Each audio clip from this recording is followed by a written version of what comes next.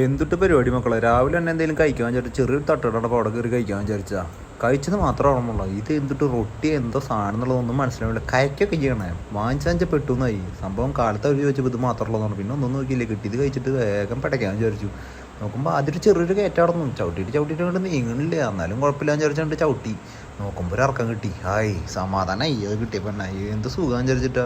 മണാലിയിൽ നിന്ന് ഇറങ്ങിയപ്പോൾ തന്നെ ക്ലൈമറ്റൊക്കെ ആകാണ്ട് മാറി തുടങ്ങി. മണാലിയിൽ നിൽക്കുമ്പോൾ എന്ത് ചൂടാർന്ന് വെച്ചിട്ടാ. ഇത് ക്ലൈമറ്റൊക്കെ ഒന്ന് ഒരു മങ്ങിയൊരവസ്ഥയായി. അത് കാരണം സുഖമുണ്ട്, നല്ല നാച്ചുറലായിട്ട് പടയ്ക്കാം. അതിൻ്റെ ഇടയിൽ കുറച്ച് ലിച്ചി കിട്ടിയപ്പോൾ ലിച്ചി വാങ്ങിച്ചിട്ടുണ്ടായിരുന്നു ഞാൻ കയ്യിൽ. അങ്ങനെ പോകും വഴിക്ക് ഫുൾ കണിക്കൊന്നര 5 കളി. നമ്മുടെ അവിടെ വിഷുവിൻ്റെ പോലും നോക്കിയ പോലും കണിക്കൊന്നും കിട്ടില്ല. ഇവിടെ എന്തോരം വിചാരിച്ചിട്ട് ഒരു കുന്നിൻ്റെ മണ്ടയിൽ നിറച്ച് നിൽക്കുക.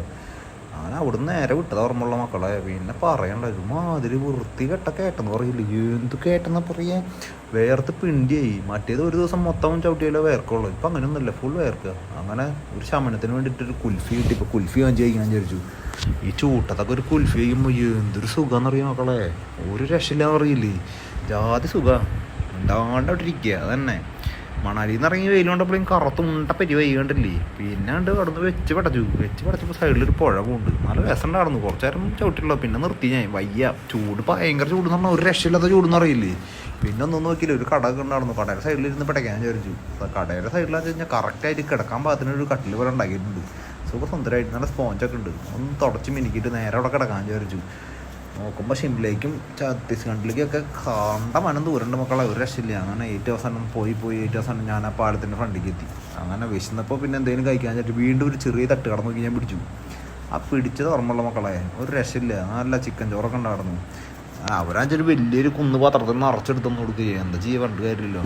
അങ്ങനെ നോക്കുമ്പോൾ ഒരു ടണൽ കിട്ടി. ടെൻ്റ് അടിക്കാൻ സ്ഥലം നോക്കിയിട്ട് ടണലുകൾ മാത്രമല്ല, വേറെ ഒന്നും കാണാനില്ല ഇവിടെ. ടണലിൻ്റെ 5 കളി എന്ന് പറയില്ലേ, ഫുൾ ടണൽ.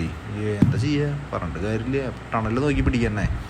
അങ്ങനെ ടണൽ കഴിഞ്ഞ് പിന്നെ കിടക്കാനുള്ള സ്ഥലം നോക്കണമല്ലോ. അങ്ങനെ ഏറ്റവും അവസാനം ഒരു സ്ഥലം കിട്ടി.